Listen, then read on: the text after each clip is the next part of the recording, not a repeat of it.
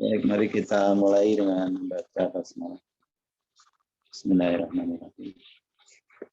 Baik, sesuai dengan rencana ini kelompok 1 mendapatkan bagian dari narasumber. Silakan dipersiapkan.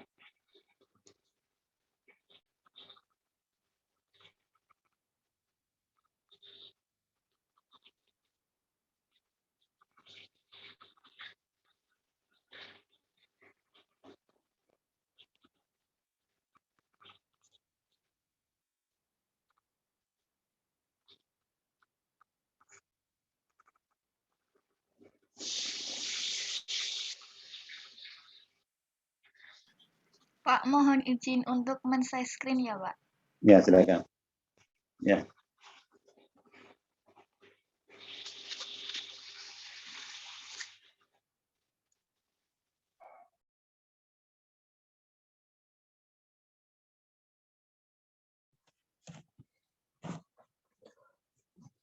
Assalamualaikum warahmatullahi wabarakatuh.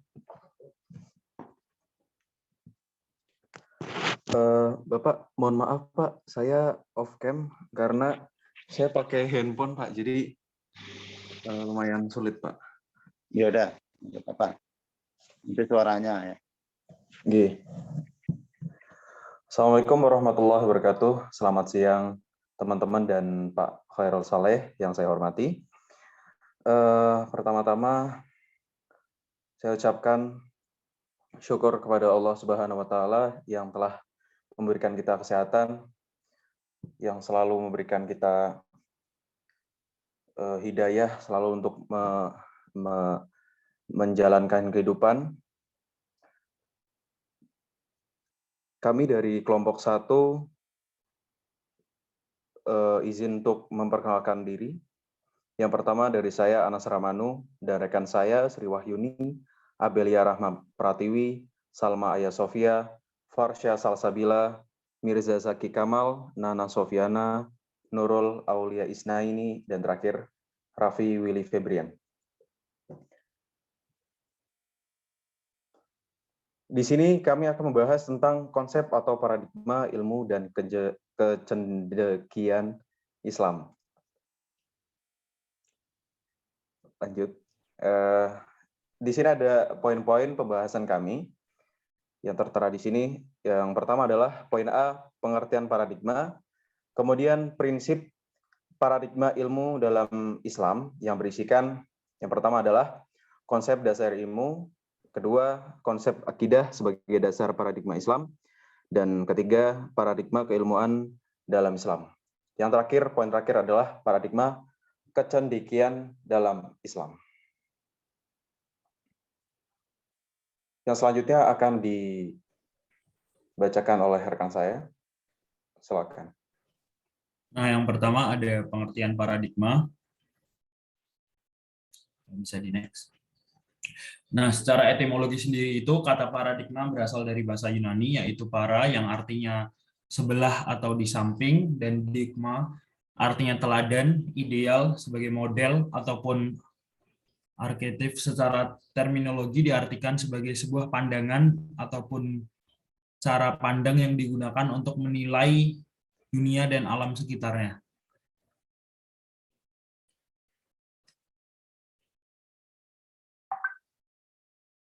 Selanjutnya, menurut Kunto Wijoyo, paradigma sebagai konstruksi pengetahuan guna memahami realitas. Paradigma merupakan konsepsi atau model pola pemikiran yang sifatnya umum atau mendasar.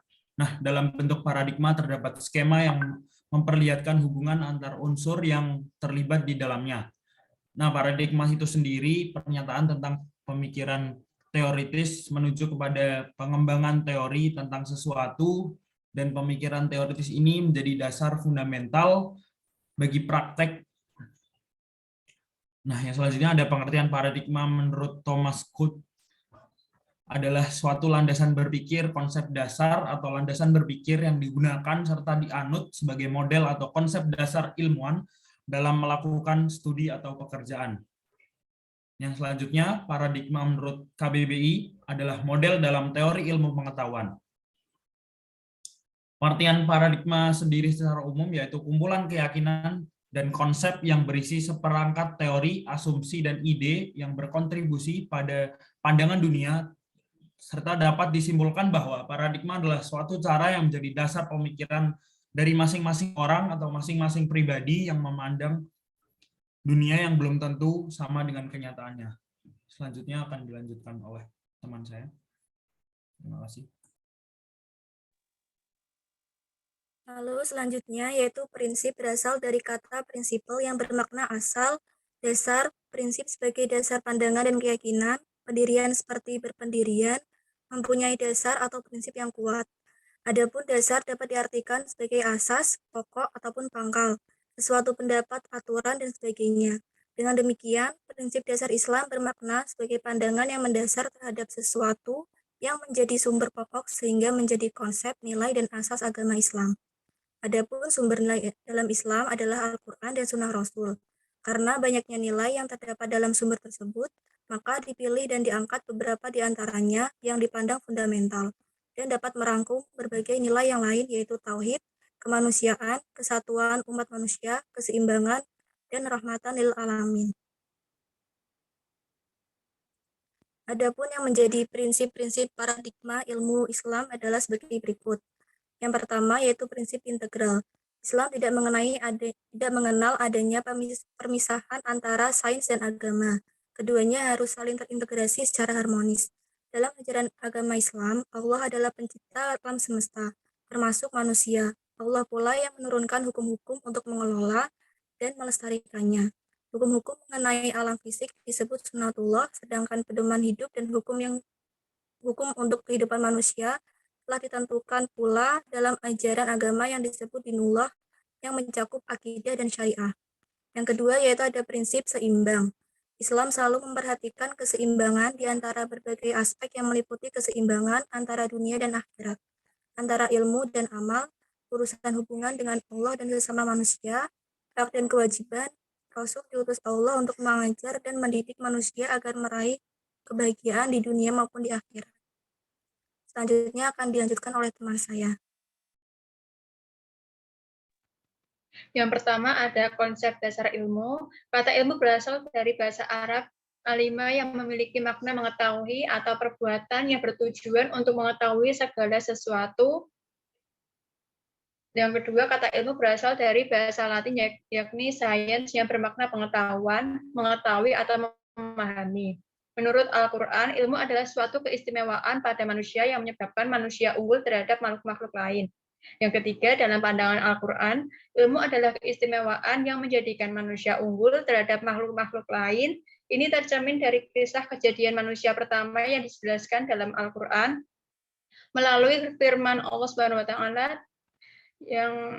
dan telah diajarkannya kepada Adam nama-nama semuanya. Kemudian dia kemukakan semua kepada malaikat, lalu dia berfirman, beritakanlah kepadaku nama-nama itu semua jika kamu adalah makhluk-makhluk yang benar. Mereka menjawab, Maha suci engkau, tidak ada pengetahuan bagi kami kecuali yang engkau ajarkan kepada kami. Karena sesungguhnya engkaulah yang maha tahu lagi maha bijaksana. Quran Surat Al-Baqarah ayat 31 dan 32. Lalu, selain itu terdapat sebuah atsar yang berasal dari sahabat Ali, bahwa ia pernah berkata yang artinya, ilmu itu lebih baik daripada harta. Ilmu itu adalah yang menghukumi, sedangkan harta adalah yang dihakimi. Lima harta itu bisa berkurang karena diberikan, sedangkan ilmu akan bertambah bila diberikan. Dalam Islam, ilmu menduduki posisi mulia karena memiliki keutamaan-keutamaan sebagai berikut, yaitu yang pertama, dengan ilmu manusia bisa sampai kepada pengetahuan yang tidak diketahuinya. Yang kedua, bisa mewujudkan kebahagiaan agama dan dunia dan mampu mengangkat derajat seseorang. Yang ketiga, dengan ilmu akal menjadi terang. Luas cakrawalanya menambah pengetahuan dan memisahkan antara yang hak dan yang batil, antara petunjuk dan kesesatan, kebaikan dan kerusakan. Lalu yang keempat, dan dengan cahaya ilmu manusia akan mampu memberikan hak dengan sebenarnya, menempatkan sesuatu kepada tempatnya, mendahulukan sesuatu yang paling penting, kemudian penting, dan seterusnya. Lalu yang kedua ada konsep akidah sebagai dasar paradigma agama. Menurut Kuntowijoyo dalam paradigma Islam, mengungkapkan bahwa pusat keimanan Islam memang Allah, tetapi ujung aktualisasinya adalah manusia. Dengan demikian, Islam menjadikan tauhid sebagai pusat dari semua orientasi nilai, sementara pada saat yang sama melihat manusia sebagai tujuan dari transformasi nilai. Dalam konteks inilah, Islam disebut sebagai Tanil alamin, rahmat untuk alam semesta, termasuk untuk manusiaan. Makanya, kenapa dalam Islam iman senantiasa digandengkan dengan amal, tepatnya trilogi, iman, ilmu, dan amal. Lalu yang kedua, paradigma Islam, yaitu paradigma yang memandang bahwa agama adalah dasar dan pengaturan kehidupan. Akidah Islam menjadi basis dari segala ilmu pengetahuan. Akidah Islam yang terwujud dalam apa-apa yang ada dalam Al-Quran dan hadis menjadi kaidah fikriyah atau landasan pemikiran, yaitu suatu asas yang di atasnya dibangun seluruh bangunan pemikiran dan ilmu pengetahuan manusia. An-Nabani tahun 2001. Lalu selanjutnya akan dijelaskan oleh teman saya. Baik, selanjutnya paradigma ini memerintahkan manusia untuk membangun segala pemikirannya berdasarkan akidah Islam, namun tidak lepas dari akidah itu. Ini bisa dipahami dari ayat yang pertama kali turun, yaitu bacalah dengan menyebut nama Tuhanmu yang menciptakan. Quran Surah Al-Alaq ayat 1. Ayat ini berarti manusia telah diperintahkan untuk membaca guna memperoleh berbagai pemikiran dan pemahaman. Tetapi segala pemikirannya itu tidak boleh lepas dari akidah Islam, karena Iqra haruslah dengan Bismi Rabbika, yaitu tetap berdasarkan iman kepada Allah, yang merupakan asas akidah Islam. Paradigma Islam ini menyatakan bahwa kata putus dalam ilmu pengetahuan bukan berada pada pengetahuan atau filsafat manusia yang sempit, melainkan berada pada ilmu Allah yang mencakup dan meliputi segala sesuatu, yaitu Yahya Farqal 117. Firman Allah Subhanahu wa taala, dan adalah pengetahuan Allah Maha meliputi segala sesuatu. Quran surah An-Nisa ayat 126. Dan sesungguhnya Allah ilmunya benar-benar meliputi segala sesuatu. Quran surah At-Talaq ayat 12. Itulah paradigma yang dibawa Rasulullah yang meletakkan akidah Islam yang berasas la ilaha illallah Muhammadur Rasulullah sebagai asas ilmu pengetahuan. Beliau mengajak memeluk akidah Islam lebih dulu, lalu setelah itu menjadikan akidah tersebut sebagai fondasi dan standar bagi berbagai pengetahuan. Ini dapat ditunjukkan misalnya dari suatu peristiwa ketika di masa Rasulullah terjadi gerhana matahari yang bertetapan dengan wafatnya putra beliau, yaitu Ibrahim. Orang-orang berkata, gerhana matahari ini terjadi karena meninggalnya Ibrahim. Maka Rasulullah segera menjelaskan, sesungguhnya gerhana matahari dan bulan tidak terjadi karena kematian atau kelahiran seseorang. Akan tetapi, keduanya termasuk tanda-tanda kekuasaan Allah. Dengannya, Allah memperingatkan hamba-hambanya. Hadis riwayat Al-Bukhari dan An-Nasa. Dengan jelas, kita tahu bahwa Rasulullah telah meletakkan akidah Islam sebagai dasar ilmu pengetahuan. Sebab beliau menjelaskan bahwa fenomena alam adalah keberadaan dan kekuasaan Allah. Tidak ada hubungannya dengan nasib seseorang. Hal ini sesuai dengan akidah Muslim yang tertera dalam Al-Quran. Sesungguhnya dalam penciptaan langit dan bumi dan silih bergantinya malam dan siang, terdapat tanda-tanda kekuasaan Allah bagi orang-orang yang berakal. Quran Surah Al-Imran ayat 190. Inilah paradigma dalam Islam yang menjadikan akidah Islam sebagai dasar ilmu dan segala pengetahuan seorang Muslim. Paradigma inilah yang telah mencetak Muslim-Muslim yang taat dan saleh, tapi sekaligus cerdas dalam iptek. Itulah hasil prestasi cemerlang dan paradigma Islam yang dapat dilihat pada masa kejayaan iptek dunia Islam antara tahun 700 sampai dengan 1400 Masehi. Selanjutnya akan diteruskan teman saya. Yang ketiga yaitu paradigma keilmuan dalam Islam. Dalam paradigma Islam ada dua garis besar ilmu, yaitu ilmu makhluk dan ilmu Allah Ta'ala, yang merupakan perbedaan mendasar dengan paradigma sekuler. Profesor Wahab Zuhaili dalam kitabnya Al-Munir menjelaskan bahwa konsep ilmu manusia dan makhluk lainnya sebagai bekal dalam kehidupan. Pada tafsir surat Al-Fatihah ayat 6 dijelaskan bahwa makhluk memiliki 5 tingkatan ilmu, yaitu sebagai berikut. Yang pertama, fitrah atau ilham. Yang kedua, panca indera. Yang ketiga, akal. Yang keempat, hidayah agama. Dan yang terakhir, hidayah taufik. Yang pertama, fitrah atau ilham, yaitu seperti yang dilakukan oleh hewan mamalia yang baru dilahirkan oleh induknya, dia akan segera mendekat untuk menyusu kepada induknya. Inilah ilham yang Allah Ta'ala tanamkan kepada hewan. Yang kedua, panca indera. Panca indera ini dapat dimiliki oleh hewan dan manusia pada awal kehidupan. Panca indera hewan lebih berfungsi daripada manusia. Dan yang ketiga, akal. Dengan akal, manusia mampu mengelola informasi yang diterima oleh panca inderanya. Dan dengan akal pula, manusia dapat memberikan konsep-konsep dan pemikiran yang berpengaruh ke tingkah laku serta peradabannya sebagai manusia. Maka dengan adanya akal, peradaban manusia dapat berkembang dan tidak statis sebagaimana hewan. Yang selanjutnya akan dijelaskan oleh rekan saya.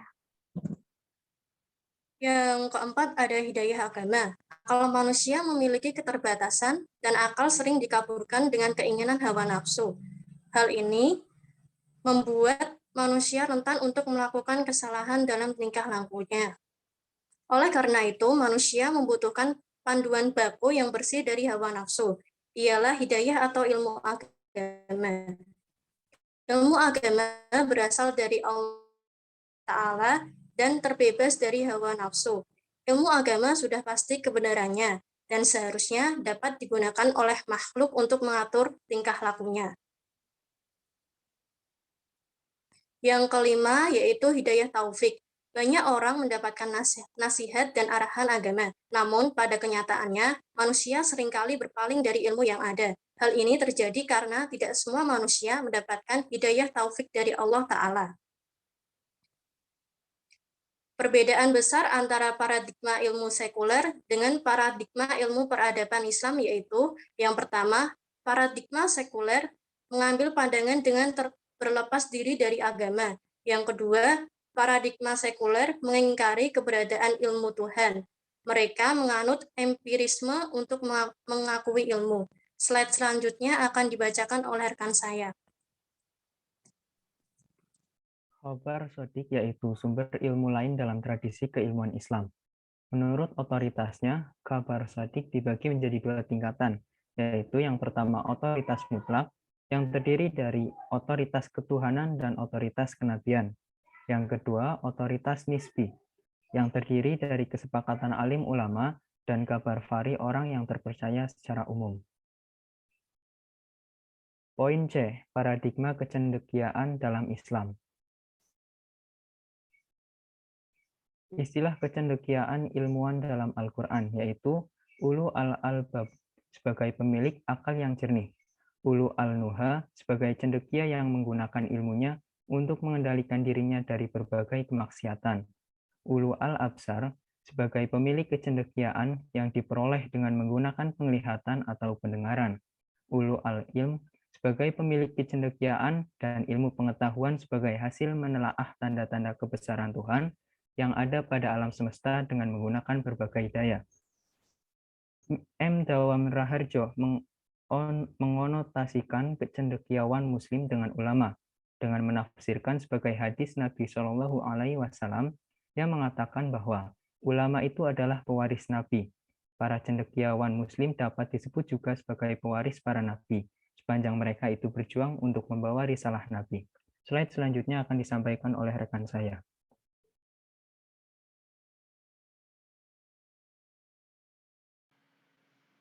Kecendekiaan atau intelektual ialah orang yang karena pendidikannya, baik formal maupun informal, maupun non-formal, mempunyai perilaku cendekia. Kecendekiaan ini tercermin dalam kemampuannya dalam menatap, menafsirkan, dan merespon lingkungan hidupnya yang bersifat dan bersikap kritis, kreatif, objektif, analitis, dan bertanggung jawab.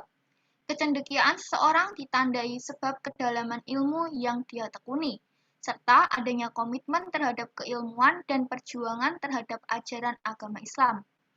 Dengan adanya paradigma ilmu dalam agama Islam inilah mampu menghadirkan seorang kecendekiawan muslim yang memiliki sifat kecendekiaan dan keulil albaban kecendekiaan muslim di sini berarti menganut medan dan permasalahan yang dihadapi serta menyangkut amalan atau karya kecendekiaan mereka dan bukan menyangkut identitas kehidupan dan perilakunya sebagai muslim yang cendekia.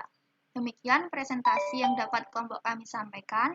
Apabila ada pertanyaan, saran, kritik, ataupun tanggapan, kami persilahkan. Terima kasih.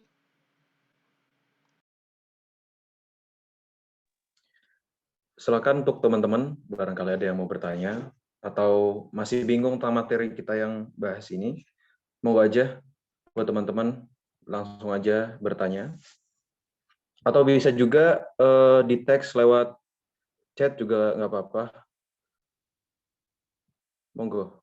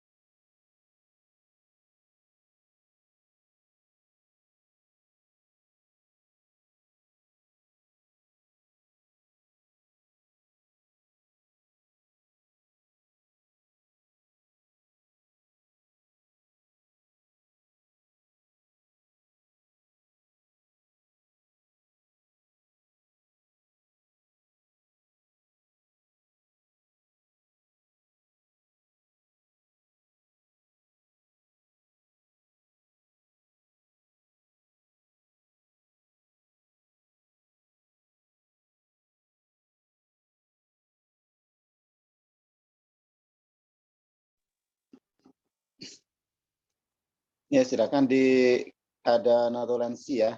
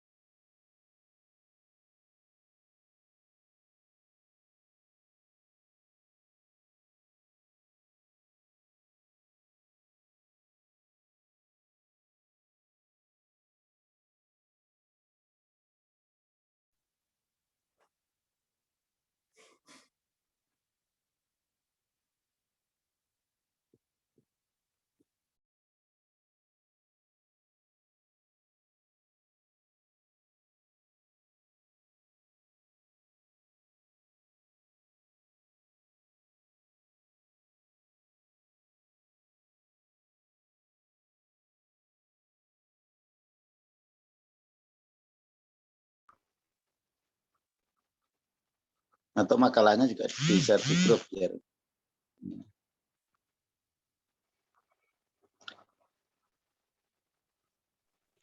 Gih, Pak. membaca.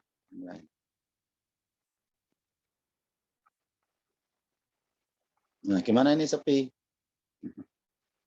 Sepi pertanyaan gimana?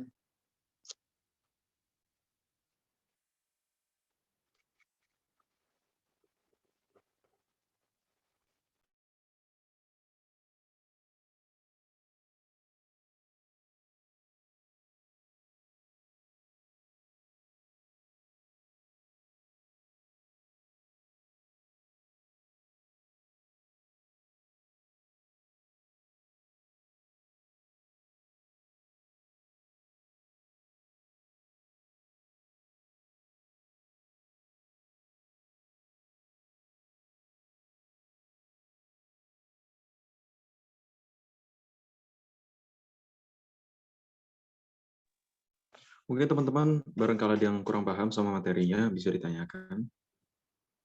Ataupun seputar tentang materi kita bahas kali ini. Silakan saja untuk bertanya.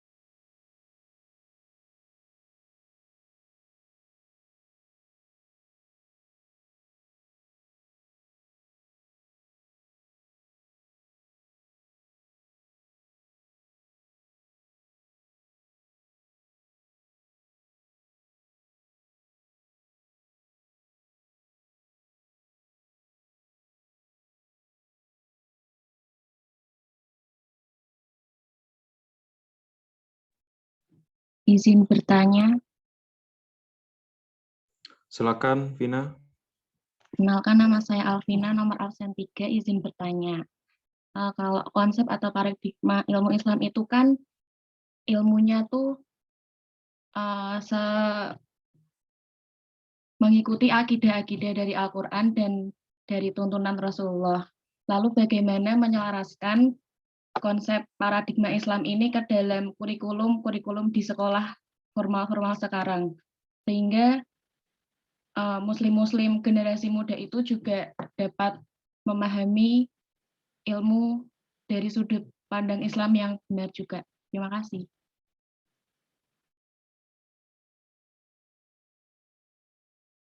Terima kasih, Vina, atas pertanyaannya. Pertanyaannya bagus. Buat teman-teman, barangkali ada yang bertanya lagi.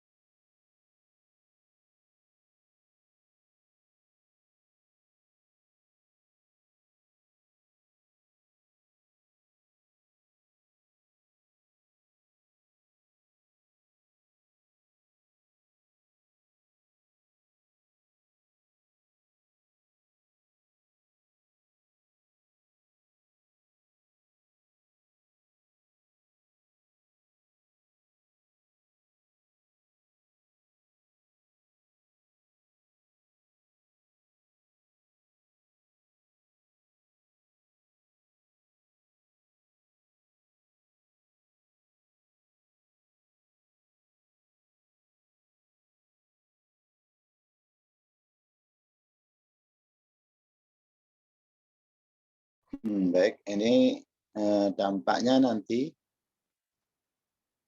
nilai kelompok ini rendah kalau tidak ada kerjasama dengan partisipasi teman-teman kelompok lain. Jadi saling menyandera nanti. Ya, jadi kalau teman-teman yang lain tidak partisipatif, ya otomatis ya punya catatan. Nih, jadi nilai ini rendah, nilai presentasinya. Tolong kerjasama ya.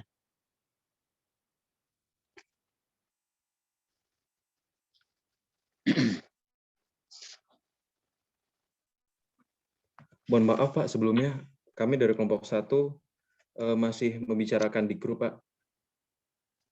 Begitu. Dari tadi Pak soalnya. Ya, kan baru satu pertanyaan, hanya satu pertanyaan yang masuk. Iya. Sekalian juga nunggu teman-teman barangkali ada yang mau tanya lagi gitu Pak. Nah, ya, makanya ini saya kasih warning.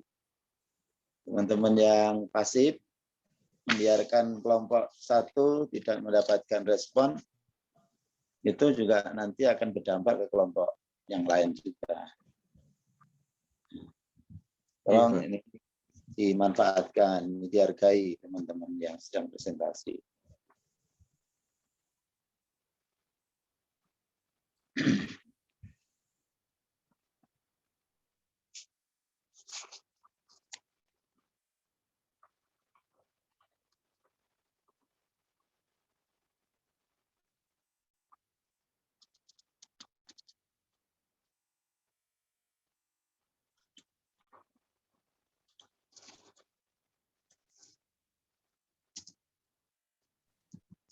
Permisi Pak, saya dan teman-teman, saya izin bertanya.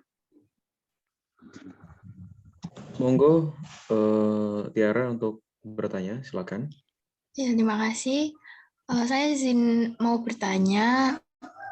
Tadi menurut otoritasnya, itu menurut kabar Sadik ya, itu kan dibagi menjadi 2 tingkatan. Itu ada otoritas mutlak sama otoritas nisbi. Nah, teman-teman bisa dijelasin lebih detail nggak mengenai apa itu otoritas mutlak sama otoritas nisbi? Kalau bisa, perbedaan dari kedua otoritas itu apa?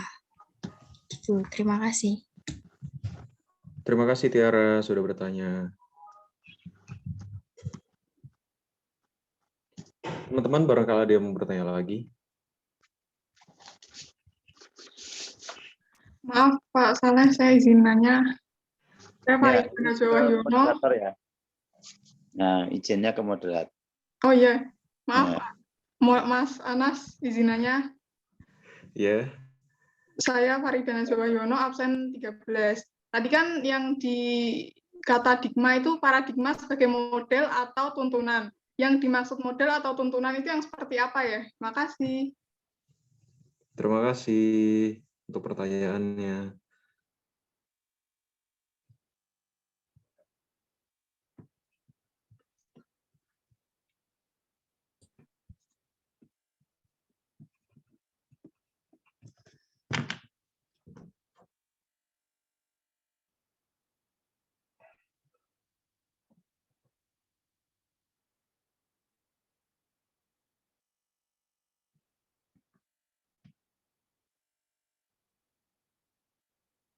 Mungkin pertanyaannya saya batasi 3 saja karena waktunya sudah terlampau banyak. Maka dari itu mohon izin Bapak untuk meminta waktunya sebentar untuk membahasnya di grup kami, Pak.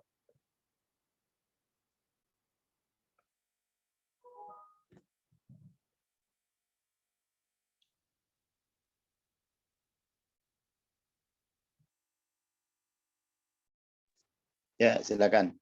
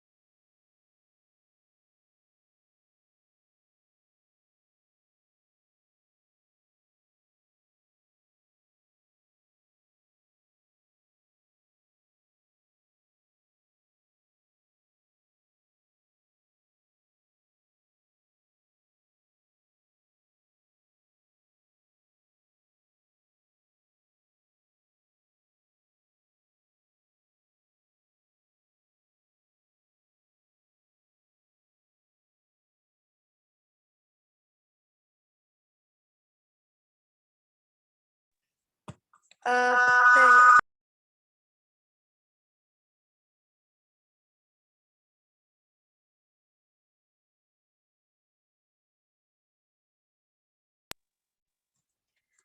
Baik, saya izin menjawab pertanyaan dari Farida. Sebelumnya perkenalkan, saya Sri Wahyuni. Tadi pertanyaannya, apa yang dimaksud paradigma sebagai tuntunan atau model? Betul? Betul.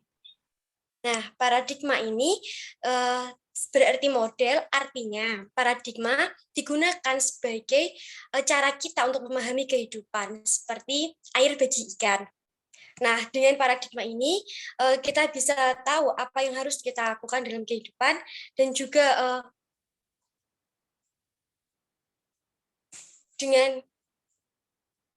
dengan ilmu yang tertata atau tersusun seperti itu. Apa perlu tambahan? Jawabannya cukup. Terima kasih, Yuni. Sama-sama.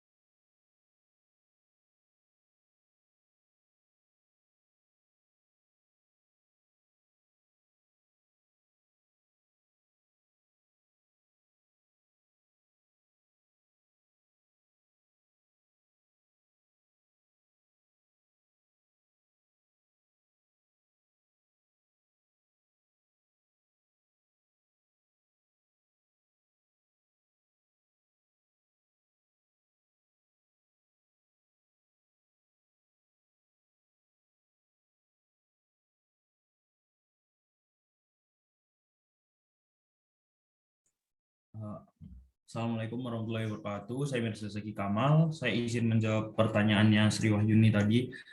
Bagaimana cara memasukkan paradigma Islam yang baik kepada pendidikan di Indonesia? Apakah betul begitu? Iya, betul. Ya, maaf. Caranya adalah dengan kita memberikan dasar-dasar yang baik tentang paradigma Islam kepada tentunya murid-murid yang beragama Muslim di Indonesia, itu akan menjadi dasar bagi mereka untuk melakukan pembelajaran dengan memberikan ilmu-ilmu keislaman di setiap kesempatan saat pembelajaran. Itu juga akan memperkuat keislaman mereka dan meyakinkan tentang paradigma Islam itu sendiri ke arah yang lebih baik. Apakah menjawab? Baik, sudah. Terima kasih, Cici Mirza. Ya, sama-sama.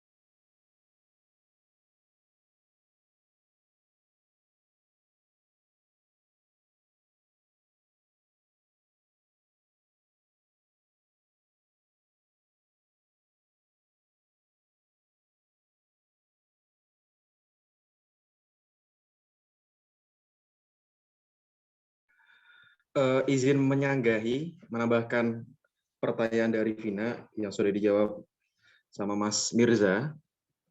Mungkin di Indonesia memiliki beberapa kebudayaan dan kemajuan di segi teknologi maupun dari secara pengetahuan.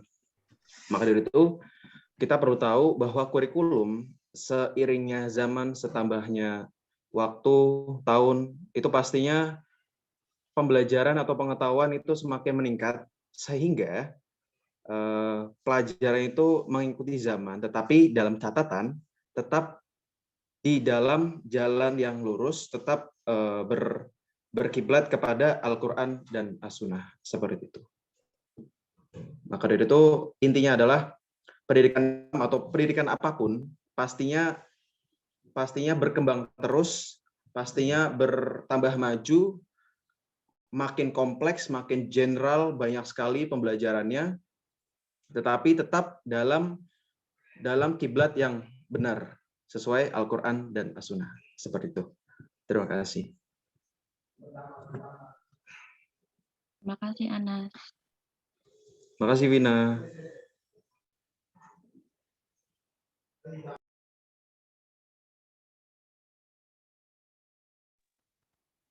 Saya izin menjawab pertanyaannya Tiara. Sebelumnya perkenalkan, nama saya Salmaya Sofia, absen 26. Tadi kalau nggak salah pertanyaannya, apa itu otoritas mutlak? Dia minta dijelaskan lebih detail. Apa benar? Iya, sama benar.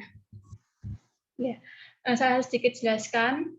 Otoritas mutlak itu adalah sumber yang kebenarannya bernilai pasti atau mutlak, yang bersumber dari khobar mutawatir dan pengetahuan, maupun yang diyakini benar setelah dilakukan penelitian, dibuktikan dan diuji secara ilmiah. Bila merujuk kepada yang sudah pasti benarnya, di sini Al-Quran menjadi derajat paling tinggi. Setelahnya ada hadis Rasulullah SAW dan dapat diterima secara universal. Apakah sudah menjawab? Baik, terima kasih Salma atas jawabannya. Sama-sama, Tiara. Baik, ketiga pertanyaan sudah terjawab semua. Mungkin ada yang merasa puas dan merasa kurang tentang jawaban kami yang sudah sampaikan ke teman-teman semua. Kurang lebihnya kami mohon maaf. Terima kasih. Dari kelompok 1, saya ucapkan mewakili teman-teman kelompok, wassalamualaikum warahmatullahi wabarakatuh. Terima kasih.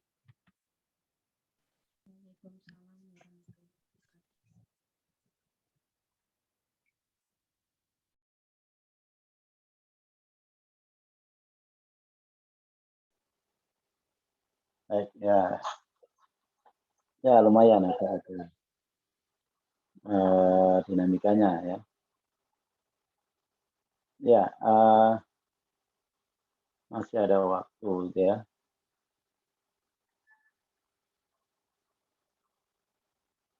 Suara saya bisa masuk? Bisa, Pak.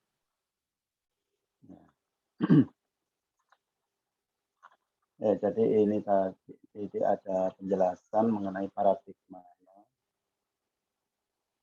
Paradigma itu ya model ya. Model atau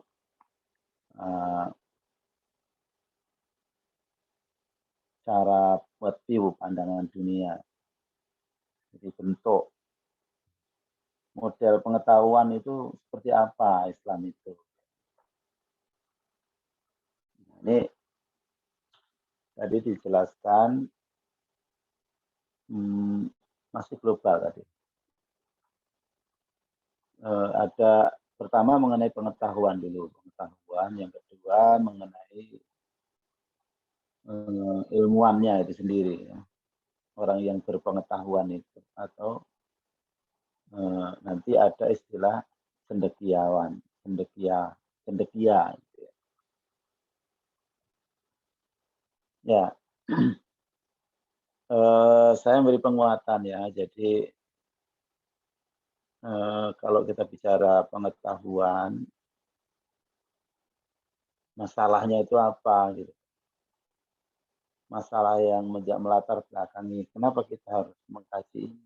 Itu karena kita hidup di era modern. Dan Anda dibentuk ya. Anda belajar, kuliah, mencari pengetahuan atau ilmu di sistem yang dikembangkan oleh peradaban modern. Nah, sistem pengetahuan itu yang diajarkan di setiap lembaga pendidikan dari perguruan tinggi sampai PAUD ya, itu merupakan produk dari bangunan pengetahuan yang dibangun oleh para ilmuwan barat. Sebenarnya ilmuwan barat ini sempat terputus pewarisan pengetahuan itu cukup lama. Setelah dunia barat itu dari Yunani ke Romawi. Yunani itulah yang menjadi pusat peradaban keilmuan. Tapi kemudian setelah Romawi, pengetahuan ini malah dianiaya. Sehingga mereka mendasarkan paradigma pengetahuannya kepada pengetahuan Tuhan, yang pengetahuan Tuhan itu pengetahuan yang sudah dikacaukan. Gitu. Bahkan ya pengetahuan itu justru dibunuh ya, oleh institusi gereja. Karena gereja tidak lagi mendasarkan kepada apa yang diwariskan oleh para ulama Islam.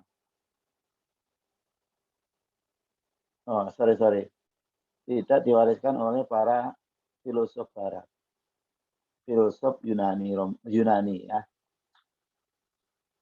Jadi apa yang dikembangkan oleh Aristoteles, Plato dan para pengikutnya itu kemudian malah dilempit tidak disimpan ya, di represif para ilmuwan yang mereka mencoba mengkritisi ya doktrin-doktrin gereja yang salah, yang tidak realistis, yang tidak sesuai dengan realitas yang ada, yang itu mereka direpresi, ditangkap, disiksa gitu ya. Jadi intinya peradaban Barat kemudian mengalami akibat kegelapan yang luar biasa. Sehingga Barat ini berada di tangga paling bawah. Nah, sistem pengetahuan itu kemudian akhirnya para ilmuwan Barat itu melakukan reformasi. Mereka keluar dari otoritas pengetahuan yang dibangun dari gereja yang tidak berdasar kepada realitas yang berkembang di arus global. Yang waktu itu arus globalnya yang dikendalikan oleh Islam. Nah, yang sebenarnya ilmuwan Islam ini juga sebagian dari ilmu mereka ini disemangati juga oleh nenek moyang mereka, yaitu nenek moyangnya orang Romawi, orang Barat itu. Ya, yaitu para filosof-filosof Yunani itu mereka kitab-kitabnya, buku-bukunya diterjemahkan dalam bahasa Arab, dikaji, sehingga ada pengaruh pengembangan ilmu pengetahuan. Tapi kemudian difilterisasi nilai-nilai yang bertentangan dengan tauhid diluruskan atau dibantah oleh para ulama Islam. Tapi sebelumnya mereka membaca dulu, menyalin dulu, menerjemahkan dulu ke dalam bahasa Arab. Nah, dari sinilah sesungguhnya dari para ulama inilah kemudian Barat mengenali kembali nenek moyang mereka yang ilmiah, yang ilmuwan itu. Tetapi lagi-lagi saya sampaikan di kemarin, ilmu yang dikembangkan oleh Barat ini, Yunani ini ilmu yang bersifat sekuler, bahkan ateis. Nah, ini yang kemudian dikembangkan lagi oleh ilmuwan-ilmuwan Barat, yang itu dilembagakan, ya dijadikan sebagai inti untuk membangun generasi dunia ini di bawah kendali peradaban Barat. Nah, ini yang perlu kita respon. Ya, apakah betul pengetahuan yang selama ini dikembangkan di sekolah-sekolah, di perguruan tinggi umum, itu sejalan dengan ilmu dalam konsep Islam atau tidak? Nah, kita ingin membandingkan itu. Seperti apa sih struktur pengetahuan itu? Struktur pengetahuan yang dikembangkan oleh dunia Islam itu kayak apa? Yang diwariskan oleh Rasulullah dan para sahabat itu seperti apa? Yang pernah berhasil melahirkan ilmuwan-ilmuwan kelas dunia yang sangat luar biasa. Itu dari Al-Khawarizmi, kemudian Ibn Al-Hindi, kemudian Ibnu Khaldun, kemudian Ibnu Sina, Averroes atau Ibnu Rus, yang melahirkan Barat ini, kemudian mereka berguru kepada mereka. Al-Khawarizmi menemukan aljabar, matematika. Ya. Kemudian logaritma.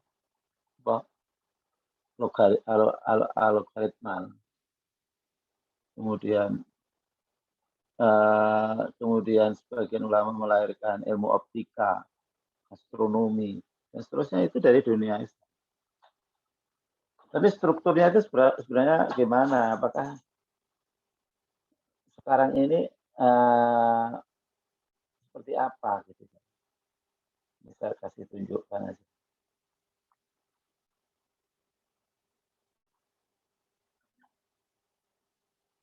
Sedikit menguatkan aja.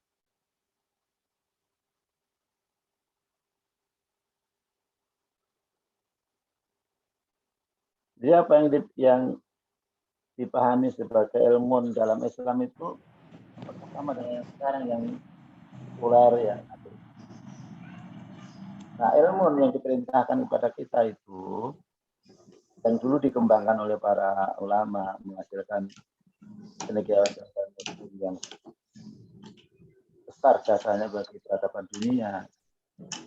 Kontribusinya mereka terhadap peradaban modern sekarang ini sangat bukan oleh mereka cendekiawan muslim, ulul albab. Ya. Tadi disebut ulul albab ya. Itu cendekiawan muslim. Ini strukturnya seperti ini.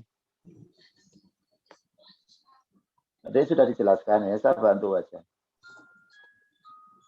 Oleh siapa tadi? Seorang ideolog Jogja itu siapa namanya? Dalam Raharjo. Kunto Raharjo. Jadi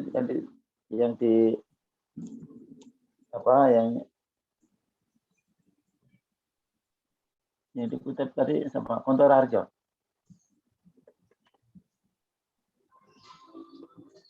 Nah, ini gambaran. Jadi pengetahuan itu, ilmu yang dimaksud itu adalah ilmu yang memiliki karakteristik ya, di mana setiap bertambah ilmu itu akan pasti memberi dampak kebaikan. Kebaikan yang sifatnya universal ini nanti di breakdown dalam tingkatan-tingkatan kebaikan. Kebaikan yang paling utama itu apa? Kebaikan akidah. Sehingga setiap orang tambah ilmu, tambah baik akidah. Karakteristiknya seperti itu. Karakteristik seperti itu. Jadi, rumusnya seperti ini. Y sama dengan X. Ini sama dengan setiap bertambah ilmu, bertambah kebaikan. Tambah ilmu, tambah kebaikan. Pasti itu. Itu karakteristik ilmu. Ya, kebaikan yang dimaksud itu kebaikan diberi ya, tingkatan. Tingkatan pertama itu kalau dilihat di hadis dalam pembahasan tentang ilmu itu kan kebaikan ini tempatkan nomor 1. Tempatkan nomor 1 itu fa'lam annahu la ilaha illallah. Ilmuilah bahwa tidak ada ilmu yang paling tinggi. Kebaikan paling tinggi itu adalah kebaikan akidah, kebaikan iman. Maka setiap bertambah ilmu itu pasti bertambah iman gitu. Itu dalam Islam seperti itu. Jadi kalau tidak seperti itu, oh berarti bukan ilmu Islam. Ya. Kuliah tambah lama tapi tidak tambah iman, itu berarti yang dipelajari bukan ilmu. Pasti. Karena rumusnya itu pasti tambah ilmu. Y sama dengan X. Bahkan kalau kita lihat para generasi awal itu tidak Y sama dengan X. Y sama dengan X kuadrat. Misalnya generasi seperti Ali bin Abi Thalib, kemudian generasi seperti Anas bin Malik, Imam Malik, anaknya Anas bin Malik itu ya, nanti ada Imam Hanafi, orang-orang alim, orang-orang yang hebat-hebat seperti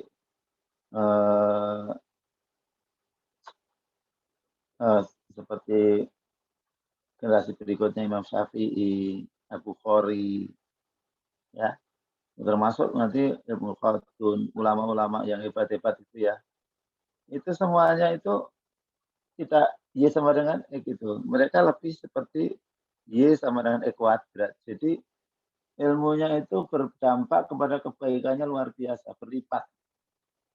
Sama ilmu, kemudian kebaikannya itu berlipat. Tidak rata-rata ya, kalau Y sama dengan itu rata-rata. Pasti tambah iman. Tadi ya, seperti formulasinya tadi, tambah iman. Yang kedua di sini ulama warasatul anbiya warasul ilma. Jadi orang-orang yang ilmuannya itu orang-orang alim itu, ilmuwan. Output dari pendidikan dalam Islam itu yang dimana diajarkan ilmu kepada mereka, itu mereka menjadi pewaris-pewaris Nabi. Jadi bertambah ilmu, bertambah akhlak kenabiannya, bertambah ya sadar dakwahnya, sadar ya jadi kenabian, akhlak kenabian, ya, pewaris ilmu. Yang mereka ini adalah gudang-gudang ilmu, warasatul ilma. Mereka warasul ilma, mereka mewarisi ilmu. Pewaris Nabi ya pewaris ilmu. Jadi makin tambah ilmu, tambah baik akhlaknya, akhlak kenabian. Nah, yang kedua itu ya. Tadi di breakdown tingkatannya tadi. Kemudian yang ketiga ada wa'ana inama yafsallahu min ibadil ulama. Sesungguhnya yang paling takut kepada Allah itu adalah hamba-hambanya yang disebut ulama.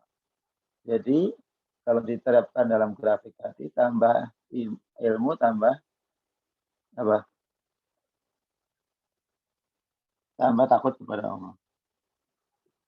Diambil yang terakhir, dari hadis yang terakhir, di situ kalau kita dari sini kita bisa mengetahui karakteristik paradigma ilmu Islami itu, ya, man yuridillah bi khairin yufaqihu fiddin. Barang siapa yang Allah kehendaki, maka Allah kehendaki kepadanya khairan, kebaikan. Ini basicnya. Yufaqihu, dia akan diberikan kepahaman atau diberikan kepadanya fiddin, di dalam ilmu Islam. Nah, wa inna ma ana qasimun. Sesungguhnya aku ini Rasulullah bersabda ini ya. Aku ini pembagi, yang membagi. Bahwa ya'ti, bahwa yu'ti. Allah yang memberi. Ya Rasulullah itu yang membagi-bagi anak qasimun, berbagi, tapi untuk apakah orang itu mendapat bagian atau tidak, itu Allah yang menentukan. Membagikan ilmu dari Allah. Walan tansalu hadhil ummati, dan tidak akan pernah berhenti. Berarti selalu ya, senantiasa ya, suatu ketentuan yang tak pernah berubah bagi umat muslim ya kelihatannya nih.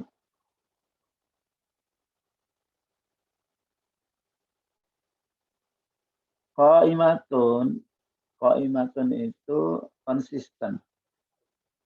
Ala amrillah, atas perintah Allah, atas ilmu Allah maksudnya ya.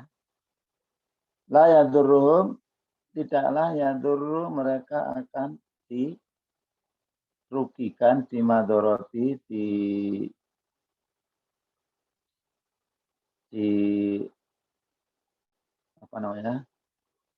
dikalahkan. Mereka ini, umat Muhammad ini, yang diberikan oleh Allah kepadanya itu, yang konsisten dengan ilmu, menepati ilmu din, ilmu Islami. La yadurru, mereka tidak akan pernah ada yang akan menyakitinya atau mencederainya atau mengalahkannya. Man khalafahum, ya, siapapun yang memusuhinya. Jadi tidak akan dapat dicederai oleh siapapun yang memusuhi umat Muhammad itu. Kata ya dia amrullah, sampai Allah menetapkan, menghadirkan keputusannya, yaitu sampai hari kiamat. Jadi intinya kalau orang Islam itu ya menepati ilmu dalam paradigma Islam tadi, maka tidak akan dapat dikalahkan siapapun. Umat Islam akan selalu memimpin peradaban selama dia masih menggunakan atau mentaati atau menerapkan ilmu dalam konsep Islam. Nah, kalau kalah bagaimana? Ya berarti kalau karena umat Islam ya melepaskan atau tidak lagi ya menerapkan atau mengajarkan atau menerapkan ilmu-ilmu yang diajarkan oleh Rasul dan para sahabat, ilmu Islam. Umat Islam apa? Niru-niru melawannya, niru-niru menggunakan pengetahuan yang dipakai oleh lawan, orang-orang kafir. Nah, Islam akhirnya jadi lemah, jadi dapat dikalahkan. Nah ini ya, nah umat Islam itu sekian lama telah kalah, berada pada tangga ya, pada tangga terbawah, di mana dijadikan jajahan, dijadikan bahan ya ejekan, ya itu sekian abad itu di bawah peradaban barat. Nah masalahnya apa? Masalah intinya ya karena umat Islam tidak lagi ya menggunakan ilmu tadi, sehingga umat Islam tidak makin baik, malah tambah buruk terus dalam segala aspek. Nah, gimana ini? Sementara pengetahuan yang diajarkan kepada generasi Muslim itu bukan ilmu Islami. Nah, gitu ya. Tadi ada pertanyaan gimana cara menerapkannya. Nah, jawabannya jelas. Umat Islam ini kalah karena pelan namun pasti sekian abad itu dididik oleh musuh-musuh Islam oleh penjajah dengan kurikulum yang bertentangan dengan jiwa Islam. Barat maju meninggalkan agama. Mereka menerapkan itu untuk mendidik generasi modern agar mereka dididik dengan meninggalkan agama. Atau memisahkan agama dengan ilmu pengetahuan. Ateisme dan sekularisme. Nah, umat Islam itu justru sebaliknya, majunya karena menerapkan ilmu dalam konsep Islam yang tidak sekuler dan tidak ateis. Nah, kalau orang Islam itu kemudian dididik dengan ilmu tidak Islami, ya pasti kalah, lemah. Kalah. Orang Islam kalah karena meninggalkan Islam, orang Barat menang karena meninggalkan agama. Kenapa? Karena agamanya menghambat kemajuan mereka. Sedangkan orang Islam, agamanya justru menjadi faktor utama kekuatan untuk menguasai dunia, untuk memimpin peradaban dunia. Nah, ini sampai kapan kita ini akan menang kalau kita terus-menerus justru meninggalkan Islam, ilmu Islam. Nah, ilmunya seperti apa? Jadi saya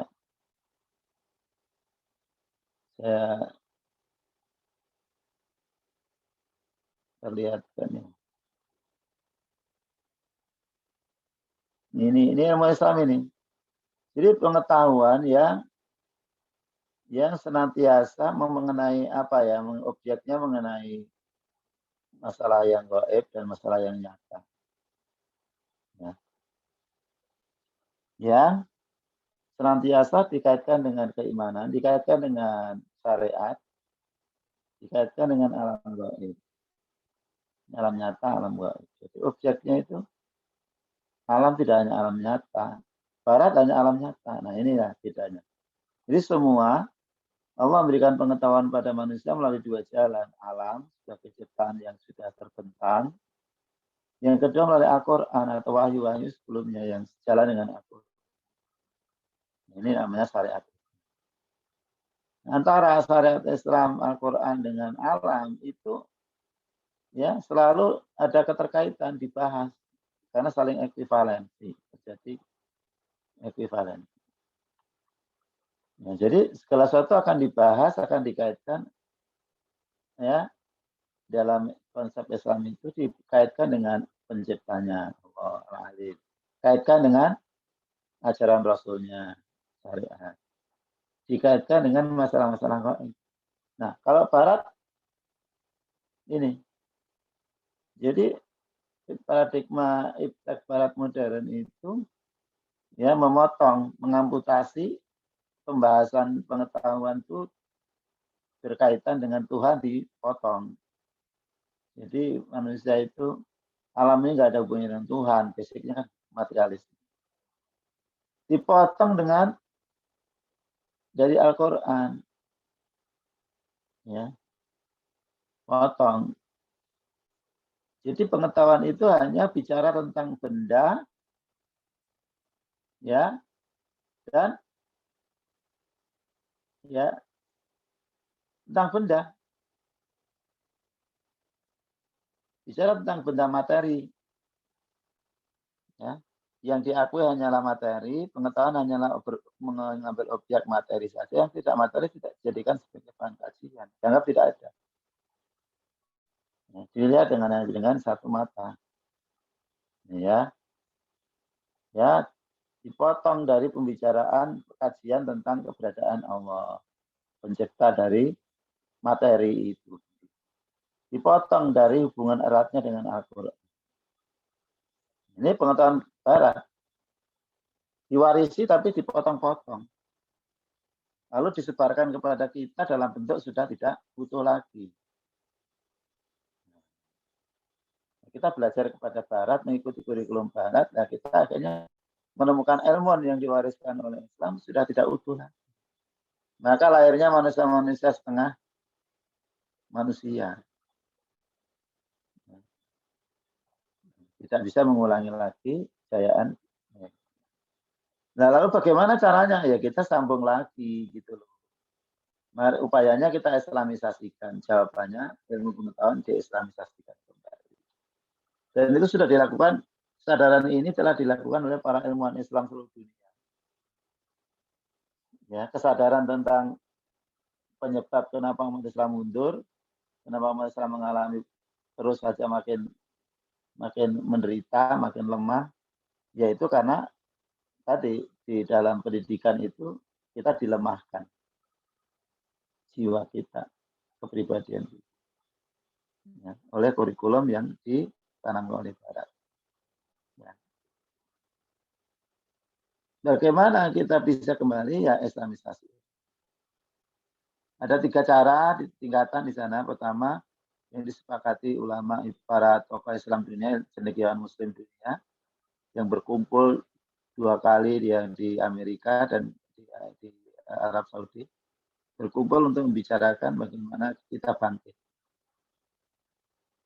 Nah, bangkit abad 15 ditetapkan, abad 15 Hijriah ditetapkan sebagai kebangkitan umat Islam. Dan kebangkitan umat Islam itu harus ditandai dengan kebangkitan pendidikan. Karena lemahnya umat Islam, ya, kalahnya umat Islam karena dari pendidikan yang dibentuk oleh penjajah. Ya. Dan Islamisasi pendidikan itu tidak ada artinya kalau kebangkitan pendidikan kebangkitan Islam tidak ada artinya kalau tidak ada kebangkitan pendidikan Islam.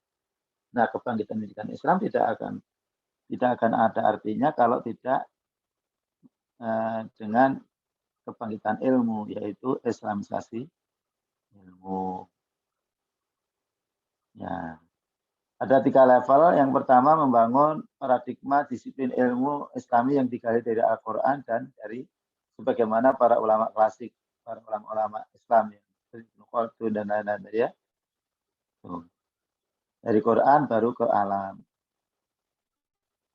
Yang kedua, mengislamkan diktat-diktatnya yang diajarkan di kampus-kampus sekolah itu diberikan ya, pemaknaan, diberikan catatan-catatan, diberikan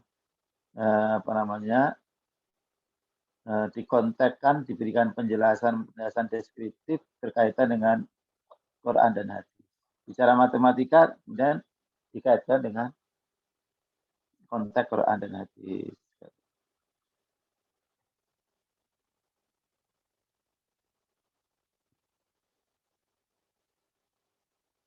Ya, karena waktunya ambil. Yang ketiga, Islamisasi orangnya. Jadi para aktivis muda, aktivis kampus itu dia diperbanyak kegiatan-kegiatan keislaman. Kalau mereka makin sadar Islam, ya otomatis pikirannya, amalnya makin sesuai dengan Islam. Itu 3-tiganya itu dilakukan secara bersama-sama. Dan hasilnya sudah berdiri beberapa perguruan tinggi Islam merupakan perguruan tinggi Islamisasi ilmu. Kalau di Malaysia namanya IFTAH, IIUM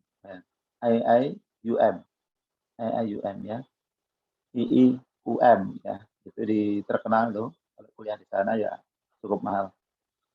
Dan melahirkan tokoh-tokoh seperti Mahathir Muhammad, melahirkan sebuah Anwar Ibrahim. Tokoh-tokoh Indonesia banyak juga lahir dari kampus ISTAK Malaysia itu. Yang kedua di Amerika juga ada Triple IT yang melahirkan kursus-kursus dan kampus ya. Di sana kurikulum peradaban Islam dihidupkan kembali. Dan para ilmuwan sudah banyak yang mencoba sudah melahirkan berbagai paradigma disiplin ilmu Islam seperti ilmu ekonomi Islam, ilmu politik Islam dan sebagainya. Nah, itu sudah dideklarasikan sejak awal abad ke-15 Hijriah. Ya. Ini sudah berumur berapa? 40 berapa? 40 berapa? 1443 ya. Sekarang ya. Oke. Jadi saya kira itu kalau kita bicara tentang konsep ilmu dalam Islam cukup banyak ya. Nanti saya tambahi referensi dari saya untuk dipelajari ya. Saya kira cukup. Terima kasih atas kerjasamanya. Akan depan siapkan betul-betul biar ini biar hidup ya juga di share nanti sebelum pelaksanaan. Oke, saya kira cukup, waktu sudah jam 2, mari kita tutup perkuliahan kita dengan doa kafaratul majlis. Bismillahirrahmanirrahim. Subhanakallahumma wa bihamdika,